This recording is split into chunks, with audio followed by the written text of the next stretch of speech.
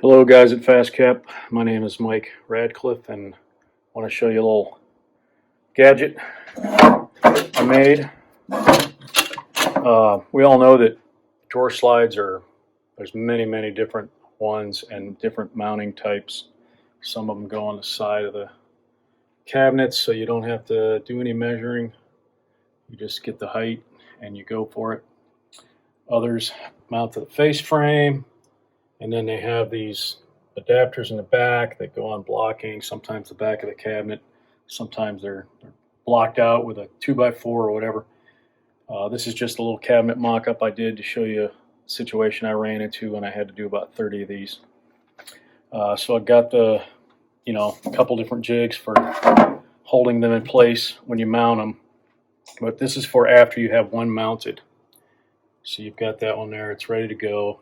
Now you need to place this one over here, and this distance from face frame to face frame is set in stone, right? That's your spot. But once you get back to the back, most of the time it's just floating back there. And even with these holders, there's a little wiggle room on the face frame. They're not always perfectly square or flat or whatever, or your clamp might be distorting it a little bit. So I scavenged some parts from an old tripod I wasn't using anymore. The legs. I've got a longer version there that picks up where this one's maximum length or width goes. Got a couple magnets on each end. And then I cut the ends so that they would sit on top of these, and I'll show you how it works. Basically, I only have two hands and no camera person, so I temporarily mounted that there. But you just hold it in place, and you got your other one that's already mounted.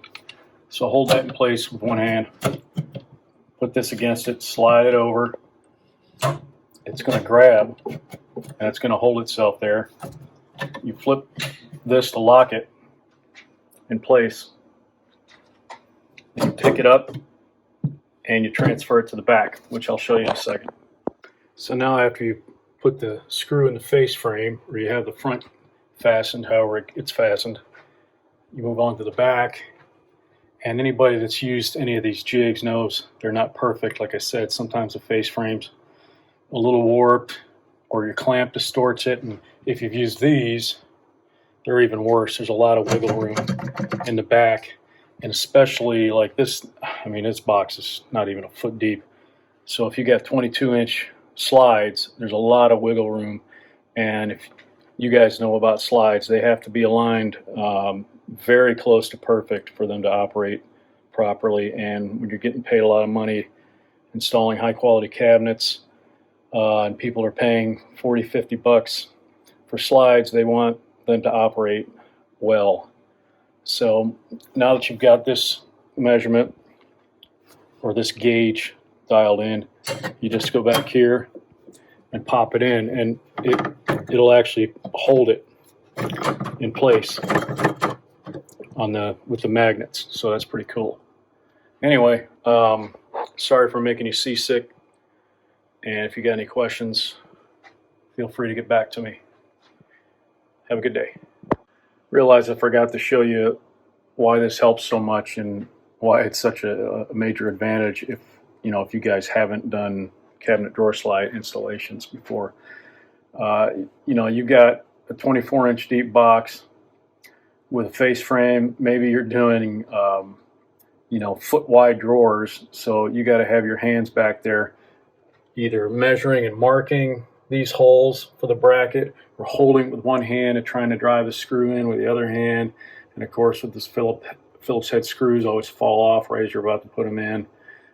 The advantage to this is that it's, you got your other jigs holding it in place, and this jig is holding the back in place, spread at the perfect width, same as the front. So you just reach back with your driver,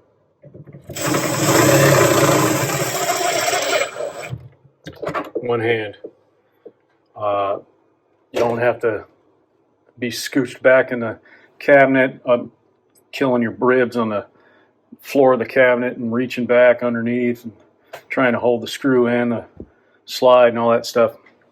So anyway, I hope you like it.